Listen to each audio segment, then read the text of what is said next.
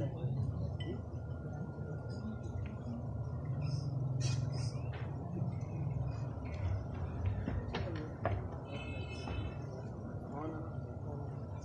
علیکم ورحمۃ اللہ۔ الحمد للہ نحمده ونستعینه ونستغفره ونؤمن به ونتوکل علیہ ونعوذ باللہ من شرور انفسنا ومن سیئات اعمالنا، من يهده الله فلا مضل له ومن يضلل فلا هادي له، ونشهد أن لا إله إلا الله وحده لا شريك له، ونشهد أن سيدنا وسندنا ومولانا محمدا عبده ورسوله صلى الله تعالى على خير خلقه محمد وعلى آله وأصحابه وبارك وسلم تسليما كثيرا كثيرا. أما بعد فأعوذ بالله من الشيطان الرجيم. بسم الله الرحمن الرحيم.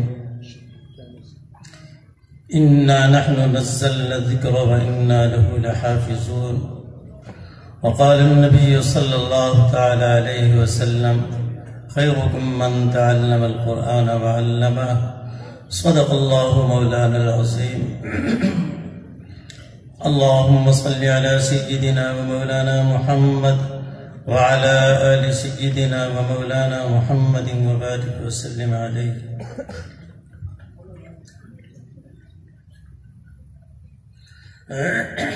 میرے قابل احترام ساتھیوں، بیان تھا حضرات اکابر اساتذہ کرام کا ہوگا، مجھے حکم ملا، حاضر ہو گیا ہوں. چند باتیں اللہ کی توفیق سے عرض کرنے کی کوشش کروں گا. اللہ تعالیٰ کلمہ خیر کہنے کی توفیق نصیب فرمائے اور اس پر عمل پیرا ہونے کی توفیق نصیب فرمائے. میرے ساتھیوں، پڑھنے پڑھانے والے، اللہ کا احسان ہے جس نے ہمیں قرآن کریم کی خدمت میں لگایا ہے.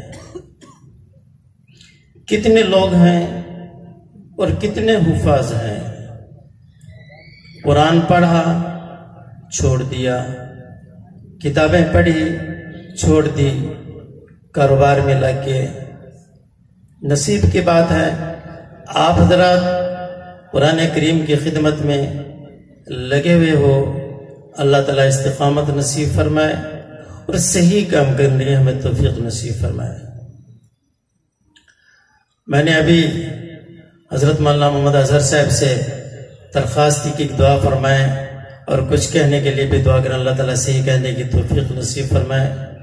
مولانا کے نے جو جواب دیا مضمون اس کا یہ ہے کہ جتنی زیادہ محنت کرو گے تو بات بنے گی، اگر محنت نہیں کریں گے تو ہم ضائع ہو جائیں گے.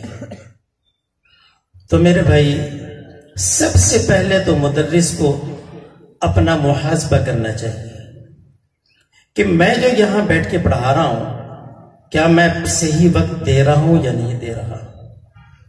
کیا میں ان طلباء کا حق جو میرے پاس آئے ہیں، سب کچھ چھوڑ کر میرے پاس آئے ہیں، کیا میں ان کا حق ادا کر رہا ہوں یا نہیں کر رہا؟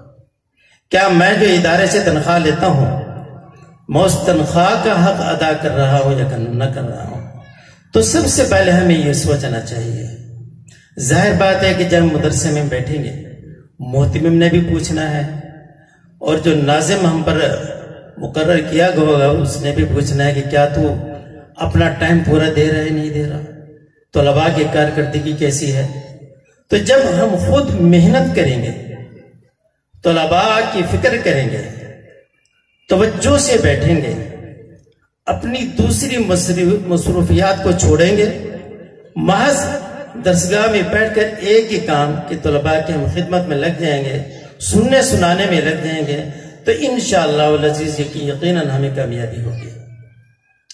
اس لیے کہ اللہ خود فرماتے ہیں کہ میں کسی کا عمل اچھا عمل ضائع نہیں کرتا. جو نیک اعمال کرتے ہیں ان کے اعمال کو ضائع نہیں کرتا. جو محنت کرتے ہیں میں اس کا بدلہ دیتا ہوں. تو اس لیے میرے دوستوں سب سے پہلے گزارش یہ ہے کہ جب ہم پڑھانے کے لیے بیٹھتے ہیں ہم اپنے آپ کو جھنجھوڑیں اور اپنے آپ کو صحیح کریں کہ کیا ہمارا کام کتنا ہے اور کس انداز میں ہم نے کرنا ہے. اگر ہمیں کہیں کام میں الجھن پڑ جائے، کہیں مشکل آ جائے، تو اپنے اساتذہ کرام سے رابطہ رکھیں کہ ہمارے اساتذہ نے ہمیں کیسے پڑھایا تھا، فلاں لڑکا کمزور تھا اس کو کیسے چلایا تھا، فلاں لڑکا پڑھتا نہیں تھا اکثر غیر حاضری کرتا تھا تو ان کو استادوں نے کیسے چلایا تھا. اگر اس طرح بھی بات یاد نہ ہے تو پھر اساتذہ سے رابطہ کر لیں، ان سے پوچھ لیں کہ ایک لڑکا میں اس کے بار بار پڑھا رہا ہوں وہ پڑھتا نہیں یا اس کو سبق یاد نہیں ہوتا، تو یہ اپنے اساتذہ سے رابطہ ضروری ہے. یہ نہیں ہے کہ ہم پڑھ لیے ہم کامیاب ہو گئے. مجھے کسی ساتھی نے، معتبر ساتھی اور عالم دین ہے، حضرت قاری رحیم بصری رحم اللہ کے ایک مختصر واقعہ سنایا. آپ کو بھی عرض کر دیتا ہوں شاید کوئی فائدہ ہو جائے. حضرت قاری رحیم بصری رحمۃ اللہ علیہ کسی کے ہاں تشریف لے گئے تو ظاہر بات ہے جب کوئی بزرگ کہیں جاتا ہے تو حضرات محتمم منتظم ان کی کوشش ہوتی ہے کہ ان بزرگ سے کچھ بیان کرا لیا جائے جس کی وجہ سے طلباء کو فائدہ ہو جائے گا. حضرت نے پہلے تو انکار کیا لیکن انتظامیہ کے اصرار پر حضرت نے کچھ گفتگو فرمائی. حضرت نے اساتذہ اکرام سے فرمایا کہ دیکھو آپ لوگ اچھا پڑھتے ہوں گے، آپ لوگ اچھی طرح سمجھاتے ہوں گے، چاہے درجہ کتب چاہے درجہ قرآن، دونوں قسم کے اساتذہ.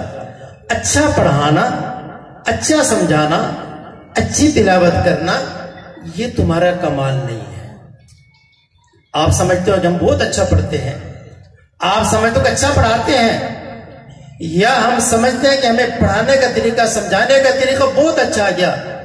حضرت نے فرمایا کہ یہ تمہارا کمال نہیں، یہ تمہاری اساتذہ کا کمال ہے. اگر تم اچھا پڑھا رہے ہو یہ تمہارا کمال نہیں، تمہارے اساتذہ کا کمال ہے. اگر تم تلاوت اچھی کر رہے ہو یہ تمہارا کمال نہیں، تمہاری اساتذہ کا کمال ہے.